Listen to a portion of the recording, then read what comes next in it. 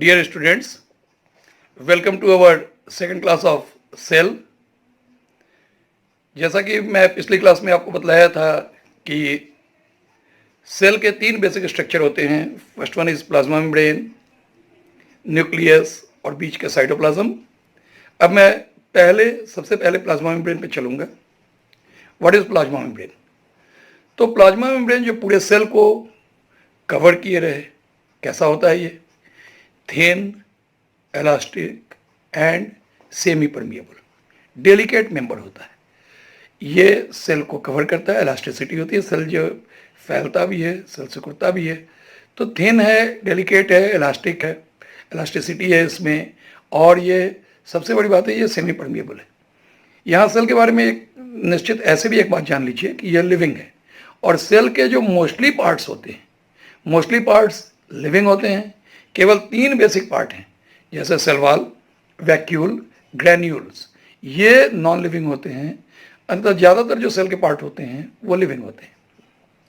ये किस तरह का है प्लाज्मा मेम्ब्रेन?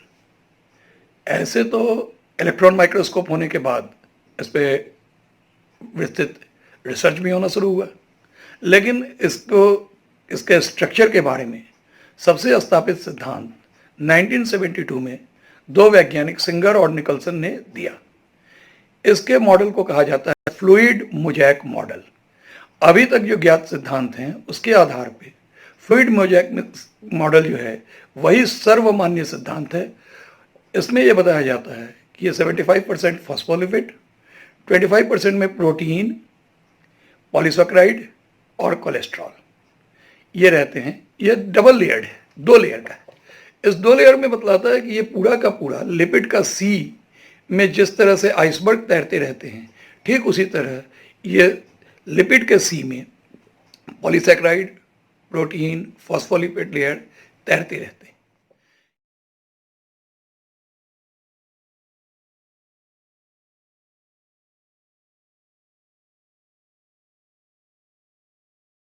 सिंगर निकलसन के फ्लूइड मोज़ेक मॉडल को एक्सप्लेन करने के लिए मैंने यहाँ एक चार्ट बनाने की कोशिश की, और इस चार्ट के माध्यम से आपको समझाना चाह रहा हूँ.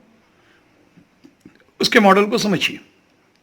यह मॉडल 11 के लिए भी इम्पॉर्टेंट है और नीट के एग्जाम में भी पूछा जाता है. 9 के बच्चों के लिए तो इम्पॉर्टेंट है ही. यहाँ ध्यान से इसको समझेंगे. ये जो सिंगर निकलसन मॉडल जो है 1972 में सिंगर और निकलसन साहब ने दिया था फ्लूइड मोज़ेक मॉडल, उसके लिए यहाँ पे अगर हम प्लाज्मा मेम्ब्रेन को देखें तो क्या स्थिति है? ये by layered phospholipid molecules, double layered. ज़्यादातर बच्चों को इसके फिगर में कंफ्यूजन होता है, इसलिए मैंने फिगर बनाने की कोशिश की. बाई लेयर्ड है, डबल लेयर है, तो नीचे में भी ये एक फॉस्फोलिपिड का लेयर, यहाँ पर भी एक फॉस्फोलिपिड का लेयर. अब इस फॉस्फोलिपिड के लेयर को अगर ध्यान से हम देखें तो हम देखते हैं कि उसमें टेल्स हैं. ये इधर भी टेल्स निकला हुआ है, ये भी देखिए छोटे छोटे टेल्स हैं, ये भी टेल्स हैं, ये टेल्स हैं. ये जो इसका इंटरनल पार्ट है, ये जो इंटरनल पार्ट है ये इसका है हाइड्रोफोबिक, और ये फॉस्फोलिपिड का जो एक्सटर्नल पार्ट है ये एक्सटर्नल पार्ट है हाइड्रोफिलिक. तो फॉस्फोलिपिड के बाइलेयर्ड, यहाँ हाइड्रोफिलिक, ये भी हाइड्रोफिलिक, इंटरनल टेल्स हाइड्रोफोबिक. अब यहाँ पे इसके दोनों तरह के protein, integrated protein, extrinsic protein. Extrinsic proteins को बाहर में, इंटीग्रेटेड प्रोटीन जो है सो एम्बेडेड है. किस तरह से ये एम्बेडेड है उसको ध्यान देखें. तो यहाँ पर एम्बेडेड है इंटीग्रेटेड प्रोटीन, यहाँ एक्सट्रिंसिक प्रोटीन. अब इस एक्सट्रिंसिक प्रोटीन में आपको एक चेन दिख रहा होगा. यहाँ पे हैं इसके पॉलीसैकेराइड, और यहाँ आपको नजर आ रहे होंगे कोलेस्ट्रॉल. ये कोलेस्ट्रॉल है. तो यही उसने कह रहा है कि 75% फॉस्फोलिपिड एंड 25% प्रोटीन, कोलेस्ट्रॉल, ये इस पे जो हैं सो 25% में आपके प्रोटीन हो गए, कोलेस्ट्रॉल हो गए, ये यहाँ पर जो है सो ओवरऑल जो है सो ये लेयर बनता है मिल करके. अब जो है सो क्या काम है इन इंटीग्रेटेड प्रोटीन का, एक्सट्रिंसिक प्रोटीन का, फॉस्फोलिपिड लेयर का, यही इसको सेमी परमिएबिलिटी देता है, कुछ चीज़ों को अंदर आने और जाने देता है।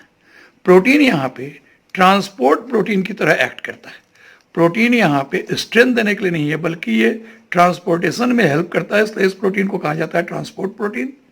इसके अलावा यहाँ कुछ एंजाइम्स भी रहते हैं, जो एंजाइम कैटलिस्ट हैं और जिसका मेन काम है रिएक्शन की गति को तेज करना। तो दो तरह के ट्रांसपोर्ट मैं आगे चल के आपको समझाऊंगा। एक समझाऊंगा फैसिलिटेड ट्रांसपोर्ट जो डिफ्यूजन और ऑस्मोसिस के द्वारा, और दूसरा समझाऊंगा active transport sodium and potassium pump के द्वारा। दोनों जगह इसकी आवश्यकता महसूस होगी और दोनों जगह मैं इसको और ज़्यादा एक्सप्लेन करता जाऊंगा।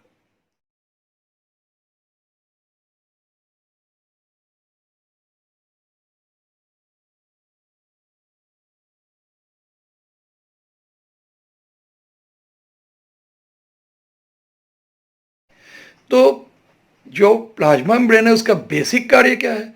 तो उसका बेसिक कार्य है चीज़ों को अंदर आने देना और चीज़ों को अंदर से बाहर जाने देना।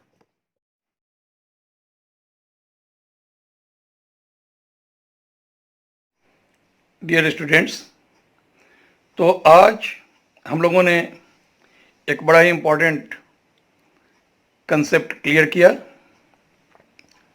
Fluid mosaic model. Fluid mosaic model is very important for exam of class 11, NEET and as well as standard 9। तो फ्लूइड मोज़ेक मॉडल को यदि हम लोग ध्यान से देखें तो हम देखेंगे कि बाइलेयर्ड फॉस्फोलिपिड और इंटीग्रेटेड या इंट्रिंसिक प्रोटीन जो इसमें पूरी तरह से एम्बेडेड है। प्लाज्मा मेम्ब्रेन का मेन काम क्या है?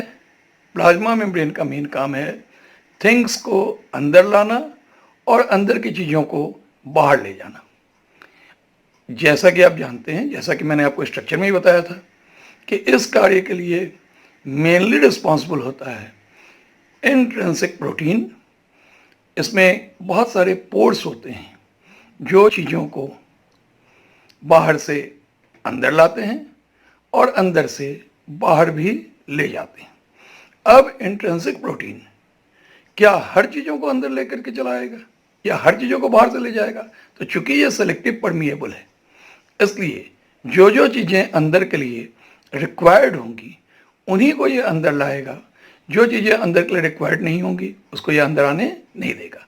ठीक उसी तरह जब इंट्रिंसिक प्रोटीन अपने पोर के थ्रू जब चीज़ों को बाहर निकालेगा तो क्या हर चीज़ों को बाहर निकालेगा? नहीं, वो सिर्फ उन्हीं चीज़ों को बाहर निकालेगा जो चीज़ सेल से बाहर जाना अलाउड होगा। और इस कार्य के लिए इस प्लाज्मा मेम्ब्रेन के फॉस्फोलिपिड के बाइलेयर्स पे सेल के बाहरी सतह पर भी और सेल के अंदर वाले सतह पर भी छोटे छोटे लगे होते हैं रिसेप्टर।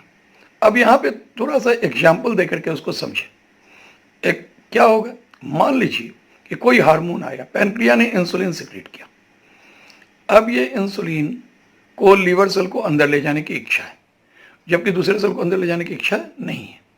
तो यहाँ रिसेप्टर एक सिग्नल जनरेट करेगा, तब ये जाएगा और जाके इंटीग्रेटेड प्रोटीन के पोर्स के थ्रू होता हुआ ये सेल के अंदर जाएगा। अब सपोज कीजिए कि ठीक इसी तरह से सेल से अगर बाहर निकलना हो तो यहाँ पर भी इसी इंटीग्रेटेड प्रोटीन्स के प्रोटीन के पोर्स के थ्रू यह बाहर निकलेगा। तो यहाँ तक के कंसेप्ट को आप क्लियर करेंगे। अब इन एंड आउट के लिए आपको तीन कंसेप्ट समझने की आवश्यकता होगी। पहला डिफ्यूजन, दूसरा ऑस्मोसिस, और इस डिफ्यूजन या ऑस्मोसिस को करने के लिए सॉल्यूशंस की आवश्यकता, और तीन तरह के सॉल्यूशंस के बारे में भी समझना होगा। हाइपोटोनिक सॉल्यूशन, आइसोटोनिक सॉल्यूशन और हाइपरटोनिक सॉल्यूशन।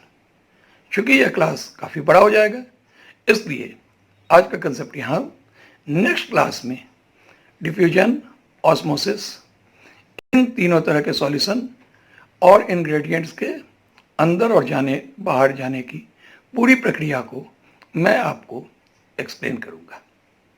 Thank you.